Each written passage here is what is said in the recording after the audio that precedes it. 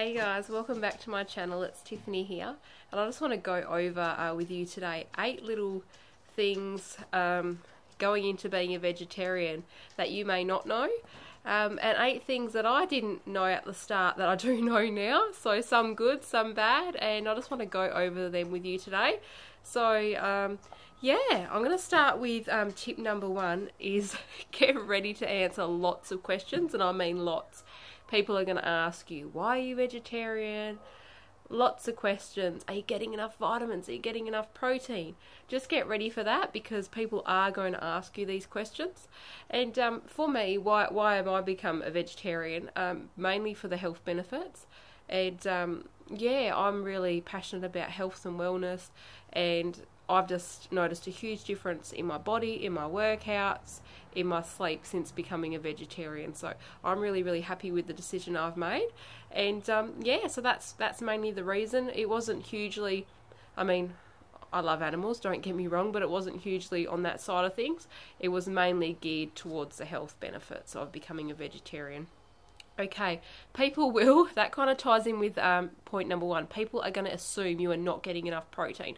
Now, please don't mind if I'm looking down, it's just my notes so I keep on track. But people also don't realise there's lots of protein out there in plants, and a lot of plants have more protein than meat. So just for an example here, a 1/4 cup of almonds has 12 grams of protein. That's half the time a lot more than some of the beef that you buy and eat in a serving has. 2 tablespoons of hemp seeds has 10 grams of protein. That's a lot in a serving. Black beans, a cup of black beans is going to have 15 grams of protein. So there is so many protein sources out there, and not all vegetarians are healthy. Don't get me wrong, some vegetarians can eat very bad things, because let's be honest, a lot of cakes can be vegetarian and well, are vegetarian.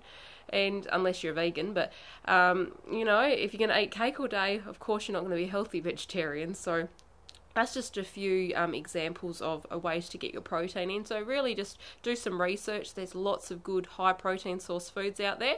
And yeah. So, point number 3, eating out can take a bit of preparation. Yes, it can. So there are still certain restaurants out there that may not cater to vegetarians, and it's just good to ring in advance and let them know and just see what your options are. Also, know, depending on where you're going, that you can also take something with you as well, depending on where you're going. If it's a family function, maybe just be ready in advance and cook something up. So, point number 4. People will ask you if you're still vegetarian. Yes, I've had this one. People have asked me, am I still vegetarian? So, you know, when you go, yes, I am, they get a bit shocked, like, oh, wow, she still is.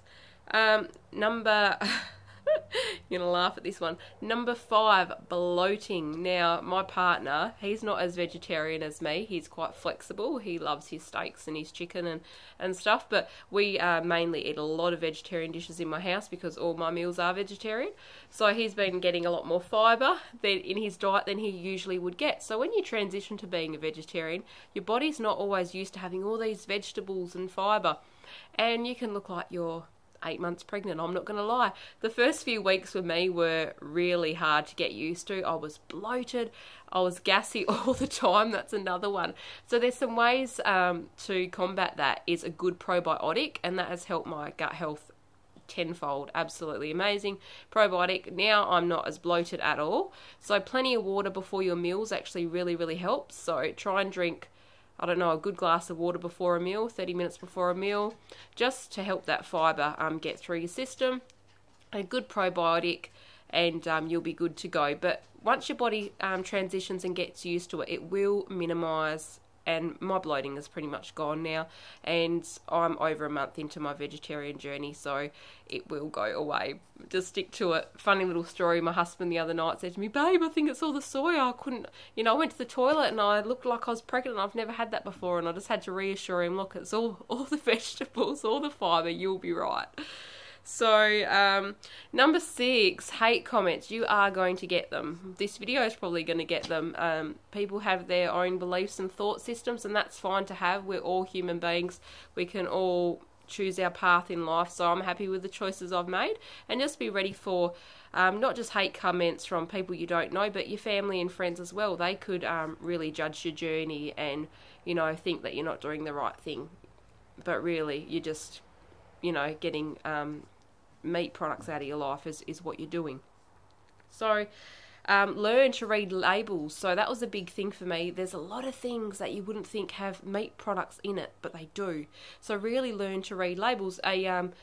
A thing was, a few weeks back, my husband had got some chicken stock. Now, some chicken and beef stock have got no animal products whatsoever in them, and vegetarian friendly, and you can use them, and I use them a lot, and it's really, really nice to get some flavour into your meals.